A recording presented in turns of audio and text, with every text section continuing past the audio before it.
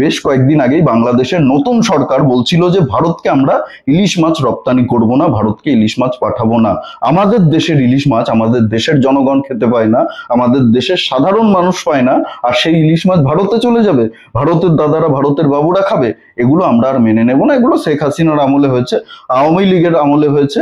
আমাদের নতুন সরকারে এসব আর কিছুই হবে না। আমাদের দেশের ইলিশ মাছ সবার আগে আমাদের দেশের জনগণ খাবে। আমাদের দেশের গরিব মানুষ যাতে কম পয়সায় ইলিশ মাছ কিনে খেতে পারে, সেই কারণেই আমরা ভারতকে ইলিশ রপ্তানি না করার সিদ্ধান্ত নিয়েছি। কিন্তু অদ্ভুতভাবে দেখলাম গত দুদিন আগে বাংলাদেশের সরকার, এই সরকার নতুন সরকার, যারা দুদিন আগে এসব ডায়লগ দিচ্ছিল, তারা নিজেদের মত বদলে ফেলেছে, নিজেদের অবস্থান বদলে ফেলেছে। ভারতকে একবারে 3,000 টন ইলিশ মাছ রপ্তানি করার সিদ্ধান্ত নিয়েছে। 1 টন 2 টন নয়, একবারে 3,000 টন ইলিশ মাছ ভারতকে রপ্তানি করবে বাংলাদেশের এই সরকার, নতুন সরকার।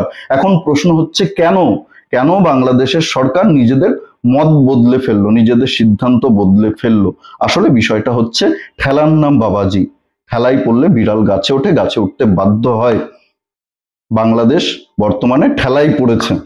মোহাম্মদ ইউনুস বড় বড় ডায়লগ দিচ্ছিল কিছুদিন আগেও, 7 সিস্টার আমরা দখল করে নেব, 7 সিস্টারকে অশান্ত করে দেব, 7 সিস্টার নিয়ে ভারত শান্তিতে থাকতে পারবে না। আমরা চিকেন নেক, যে শিলিগুড়ি করিডোর রয়েছে, মুরগির গলা রয়েছে, সেটা চিপে ধরবো, আমরা পশ্চিমবঙ্গকে অশান্ত করে দেব, বড় বড় ডায়লগ দিচ্ছিল। আজকে সেই মোহাম্মদ ইউনুসের হাওয়া ফুস হয়ে গেছে। মোহাম্মদ ইউনুস খুব ভালো করে বুঝতে পেরেছে যে ভারতের সঙ্গে শত্রুতা করে, ভারতের পেছনে কাঠি করে বাংলাদেশ টিকে থাকতে পারবে না। গোটা বাংলাদেশেই অশান্তির আগুন ছড়িয়ে পড়েছে। সংখ্যালঘুদের উপরে অত্যাচার হচ্ছে, সংখ্যালঘুদের বাড়িঘর লুটপাট হচ্ছে, দোকানপাট লুটপাট হচ্ছে, মা বোনদের তুলে নিয়ে গিয়ে গণধর্ষণ করা হচ্ছে, দুর্গাপুজো করতে বাধা দেওয়া হচ্ছে, 5 লক্ষ টাকা করে দিতে হবে দুর্গাপুজো করতে গেলে, ফতোয়া দেওয়া হচ্ছে, মসজিদের ভেতরেও খুনোখুনি হচ্ছে, নিজেদের মধ্যে লড়াই চলছে, সংঘর্ষ চলছে, পাহাড় অশান্ত, চট্টগ্রাম অশান্ত। বাংলাদেশের সরকার পরিস্থিতি নিয়ন্ত্রণে আনতে ব্যর্থ, বাংলাদেশের সেনাবাহিনী, বাংলাদেশের প্রশাসন পরিস্থিতি নিয়ন্ত্রণে আনতে ব্যর্থ হচ্ছে। আর খুব ভালো করে মোহাম্মদ ইউনুস বুঝে গেছে, যতদিন ভারতের সঙ্গে সম্পর্ক ভালো না হবে, ততদিন এই অশান্তির আগুন বাংলাদেশ জুড়ে ছড়িয়ে পড়বে। কোনোভাবেই নিয়ন্ত্রণ করা সম্ভব নয়। বাংলাদেশের ভেতরে যে অশান্তির আগুন জ্বলছে, সেই আগুন যদি নেভাতে হয়, নিয়ন্ত্রণ করতে হয়, তাহলে ভারতকে খুশি করতে হবে, ভারতের সহযোগিতা লাগবে। ভারতের সহযোগিতা ছাড়া কোনোদিনই এটা সম্ভব নয়। যতই আমেরিকা পেছন থেকে মদদ দিক, যতই চীন পেছন থেকে মদদ দিক, ভারত যদি কাঠি করতে শুরু করে, তাহলে বাংলাদেশ কিন্তু শান্তিতে থাকতে পারবে না। এটা মোহাম্মদ ইউনুস খুব ভালো করে বুঝে গেছে। সেই জন্যই মোদির হাতে পায়ে ধরছে, নরেন্দ্র মোদির পা ধরছে। আমার সঙ্গে একবার বৈঠক করুন, আমার সঙ্গে একবার একান্তে আলোচনা করুন, একবার বসুন আমার সঙ্গে, আমার কথাগুলো একবার শুনুন, আমাকে একবার বোঝার চেষ্টা করুন।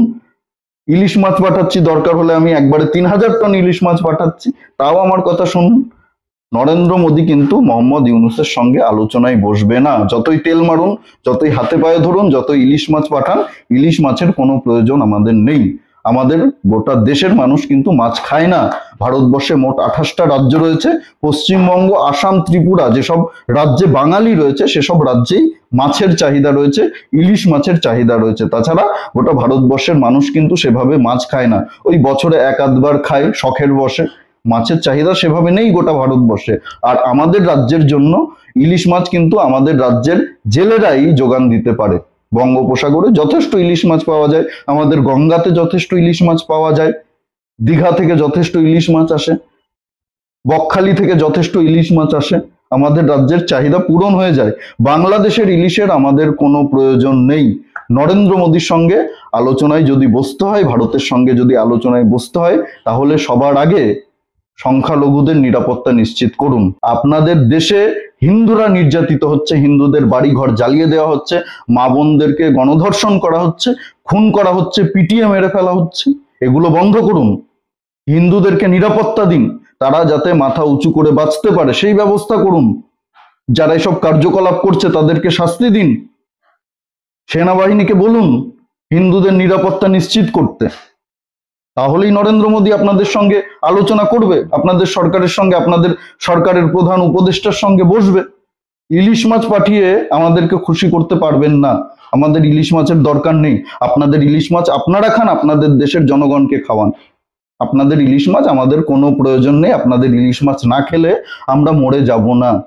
আগে সংখ্যালঘুদের নিরাপত্তা নিশ্চিত করুন। বাংলাদেশে হিন্দুরা আজকে যে অত্যাচারের শিকার হচ্ছে, সেই অত্যাচারটা বন্ধ করুন। তাহলেই নরেন্দ্র মোদী আপনাদের সঙ্গে আলোচনায় বসবে। আপনাদের দেশের কিছু রাজনৈতিক নেতা, কিছু ধর্মগুরুরা আপনাদেরকে উস্কে দিচ্ছে, আপনাদেরকে বোঝাচ্ছে যে ভারত শেখ হাসিনাকে যেহেতু আশ্রয় দিয়েছে, তাই ভারত আমাদের শত্রু, ভারতের সঙ্গে আমাদের শত্রুতা রাখতে হবে, ভারতকে কখনোই বন্ধু মনে করা যাবে না। তাদেরকে আপনারা প্রশ্ন করুন যে শেখ হাসিনাকে তো ভারতীয় সেনা গিয়ে উদ্ধার করে নিয়ে আসেনি, ভারতীয় সেনা বাংলাদেশে ঢুকে শেখ হাসিনাকে বাঁচিয়ে নিয়ে আসেনি, ভারতীয় বায়ুসেনা গিয়ে শেখ হাসিনাকে উদ্ধার করে নিয়ে আসেনি। শেখ হাসিনা কি করে ভারতে আসলো? আপনাদের দেশের সেনাবাহিনীকে প্রশ্ন করুন, যারা আপনাদেরকে উস্কে দিচ্ছে তাদেরকে বলুন যে বাংলাদেশ সেনাবাহিনী, বাংলাদেশ বায়ুসেনা কেন শেখ হাসিনাকে ভারতে ছেড়ে দিয়ে এসছে, কেন ছেড়ে দিয়ে এসছে? আমরা তো গিয়ে শেখ হাসিনাকে উদ্ধার করে নিয়ে আসেনি, আমাদের সেনাবাহিনী যায়নি, ইন্ডিয়ান আর্মি যায়নি, ইন্ডিয়ান এয়ারফোর্স যায়নি, বাংলাদেশের ভেতরে ঢুকে কোনো অভিযান চালায়নি শেখ হাসিনাকে বাঁচানোর জন্য। আপনাদের সেনাবাহিনী, আপনাদের এয়ারফোর্স শেখ হাসিনাকে নিরাপত্তা দিয়ে ভারতে ছেড়ে দিয়ে গেছে।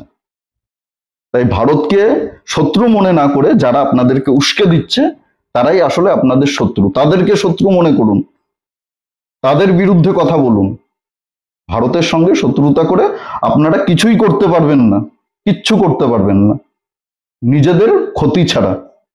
পাকিস্তানের যে দশা হয়েছে আপনাদেরও সেই দশাই হবে। যেভাবে পাকিস্তান ভিক্ষার বাটি হাতে নিয়ে ঘুরে বেড়াচ্ছে, আপনাদেরও সেই দশাই হবে, আপনাদেরও ভিক্ষার বাটি নিয়ে ঘুরতে হবে। আমাদের কোনো ক্ষতি হবে না। আজকে মালদ্বীপ যেভাবে হাঁটু গেড়ে মাথা নত করেছে ভারত সরকারের কাছে, আপনাদেরকেও করতে হবে। অলরেডি মোহাম্মদ ইউনূস করছে। ভিডিওটি ভালো লাগলে প্রচুর পরিমাণে শেয়ার করুন, লাইক করুন, কমেন্ট করে অবশ্যই আপনাদের মূল্যবান মতামত জানাতে ভুলবেন না। আর জাগরণ বাংলা ইউটিউব চ্যানেলে নতুন হলে আমাদের চ্যানেলটি সাবস্ক্রাইব করে পাশে থাকুন, পাশের বেল আইকনটি প্রেস করে দিন। আমাদের প্রতিটি ভিডিওর নোটিফিকেশন আপনার কাছে সবার আগে পৌঁছে যাবে। সবাই খুব ভালো থাকুন, সুস্থ থাকুন, আশেপাশে সবার খেয়াল রাখুন। জয় হিন্দ, বন্দে মাতরম, ভারত মাতা কি জয়।